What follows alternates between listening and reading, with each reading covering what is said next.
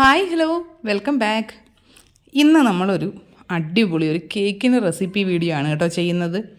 കുറ്റബോധം ലവലേശമില്ലാതെ കഴിക്കാൻ പറ്റിയ നല്ല അടിപൊളി ഒരു കേക്കാണ് കേട്ടോ. നമ്മളിതിൽ പഞ്ചസാര ചേർക്കുന്നേ ഇല്ല, പഞ്ചസാരയോ ശർക്കരയോ ഒന്നും ചേർക്കുന്നില്ല കേട്ടോ. മധുരത്തിനായിട്ട് ഡേറ്റ്സ് ആണ് യൂസ് ചെയ്യുന്നത്.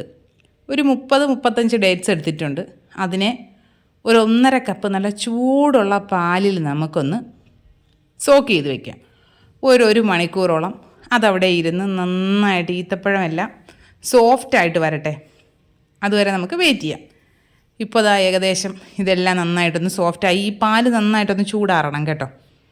ഇനി നമുക്കിതിനെ ഒരു ബ്ലെൻഡറിലേക്ക് മാറ്റി കൊടുക്കാം. മാറ്റി നന്നായിട്ട് പേസ്റ്റാക്കി അടിച്ചെടുക്കുക. ഇടയ്ക്കൊക്കെ ചെറിയ ഈത്തപ്പഴത്തിൻ്റെ പീസുകളൊക്കെ അങ്ങനെ കിടക്കും കേട്ടോ, കുഴപ്പമില്ല. നമുക്കത് കേക്കിൽ കുക്കായി വരുമ്പോൾ സെറ്റായി കിട്ടുമല്ലോ.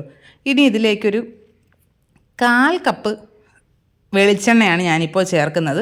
നിങ്ങൾക്ക് വേണമെങ്കിൽ മെൽറ്റഡ് ബട്ടറോ ഗീയോ ഒക്കെ ചേർക്കാം കേട്ടോ. ഇനി നമുക്ക് അതിനെ ഒന്ന് മാറ്റി വെച്ചതിന് ശേഷം ഡ്രൈ ഇൻഗ്രീഡിയൻസ് ഒന്ന് മിക്സ് ചെയ്യാം. 1 കപ്പ് ഗോതമ്പ് മാവാണേ, 1 teaspoon baking powder, 1/2 teaspoon baking soda, ഒരു നുള്ളുപ്പും കൂടി ചേർത്ത് നന്നായിട്ട് അരിച്ചെടുക്കാം. നമ്മുടെ മറ്റേ റാഗി പൊടി ഉണ്ടല്ലോ, അതൊക്കെ ആണെങ്കിൽ കുറേ കൂടി ഹെൽത്തി ആയിരിക്കും കേട്ടോ. ഇനി നമുക്കൊരു എക്സ്ട്രാ ക്രഞ്ച് കിട്ടാനായിട്ട് ഇതിലേക്ക് കുറച്ച് കാഷ്യൂസ് ഒന്ന് ചേർത്ത് കൊടുക്കണം. അപ്പോൾ അതിലേക്ക് നമുക്ക് ഇതിൽ നിന്ന് കുറച്ച് പൊടിയെടുത്തൊന്ന് മിക്സ് ചെയ്ത് വയ്ക്കാം. അതിനുശേഷം നമ്മുടെ ഡേറ്റ്സ് പേസ്റ്റ് ആക്കിയതുണ്ടല്ലോ, അതിനെ 1-2 തവണയാക്കി ഇതിലേക്ക് ചേർത്ത് നന്നായിട്ട് മിക്സ് ചെയ്തെടുക്കാം. വീഡിയോസൊക്കെ കാണുന്ന കൂട്ടുകാർക്ക് ഇഷ്ടമാകുന്നുണ്ടെങ്കിൽ ചാനലൊന്ന് സബ്സ്ക്രൈബ് ചെയ്യണം കേട്ടോ. വീഡിയോസിനൊന്നും തീരെ ലൈക്കില്ലെന്നേ. വീഡിയോ കണ്ടു തുടങ്ങുമ്പോൾ തന്നെ എല്ലാവരും ഒന്ന് ലൈക്ക് ചെയ്തേക്കണേ. ഈ വീഡിയോയ്ക്ക് നമുക്കൊരു മാക്സിമം ഒരു 20 ലൈക്കെങ്കിലും കിട്ടണം. അതൊരു ടാർഗറ്റ് വെച്ചിരിക്കുകയാണ് കേട്ടോ ഞാൻ. അപ്പോൾ എല്ലാവരും ഒന്ന് സഹകരിക്കണം.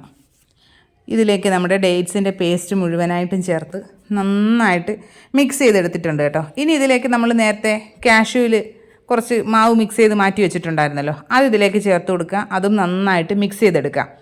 ഞാനിപ്പോൾ ഒരു റൗണ്ടിൻ്റെ ഒരു കേക്ക് ടിന്നെടുത്ത് അതിലേക്ക് എണ്ണയൊക്കെ ഒന്ന് ബ്രഷ് ചെയ്ത് കുറച്ച് മാവൊക്കെ ഒന്ന് ഡസ്റ്റ് ചെയ്ത് മാറ്റി വെച്ചിട്ടുണ്ട്. ഇനി അതിലേക്ക് നമ്മുടെ ബാറ്റർ മുഴുവനായിട്ടും ഒഴിച്ചു കൊടുത്തിട്ട് നന്നായിട്ട് ടാപ്പ് ചെയ്യുക. മുകളിലൂടി കുറച്ച് കാഷ്യൂസ് ഒന്ന് വിതറി കൊടുക്കുക.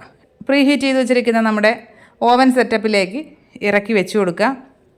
ഒരു മീഡിയം ഫ്ലെയിമിൽ 45 മിനിറ്റും ലോ ഫ്ലെയിമിൽ 15 മിനിറ്റുമാണ് എനിക്ക് കുക്കിംഗ് ടൈമായിട്ട് വേണ്ടി വന്നത്. നമ്മളിതിനെ കുക്കിംഗ് ടൈം കുറച്ചെടുക്കാനുള്ളൊരു ഐഡിയ എന്തെന്ന് വെച്ചാൽ നമുക്കിതിനെ കപ്പ് കേക്കായിട്ട് ചെയ്തെടുക്കാം. അപ്പോൾ കുറേ കൂടി കുക്കിംഗ് ടൈം നന്നായിട്ട് കുറഞ്ഞ് കിട്ടും കേട്ടോ. ഇനി നമുക്കിതിനെ ചൂടാറി കഴിഞ്ഞതിന് ശേഷം ഡീമോൾഡ് ചെയ്തെടുക്കുക. അടിഭാഗം ചെറുതായിട്ടൊരു ബ്രൗണിഷ് കളർ കൂടി പോയിട്ടുണ്ട് കേട്ടോ. എന്നാലും കേക്കിൻ്റെ ടേസ്റ്റിനൊന്നും ഒരു കുഴപ്പമില്ല. നമ്മുടെ കുട്ടികൾക്ക് നമുക്ക് സ്നാക്സ് ബോക്സിലൊക്കെ കൊടുത്തു വിടാൻ പറ്റിയ ഐറ്റമാണ് കേട്ടോ.